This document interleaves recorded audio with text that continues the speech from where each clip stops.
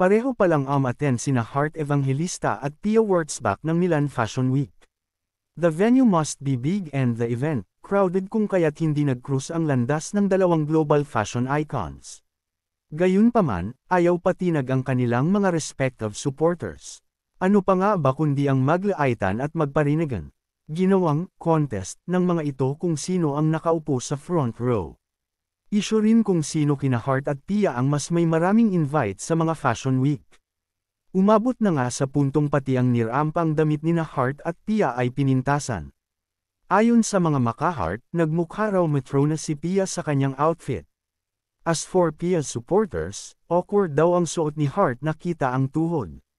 As usual, nagiging out of hand na ang bardagulan ng dalawang kampo. Sana'y aware sina Heart at Pia para pagsabihan ng kani-kanilang mga taga-suporta.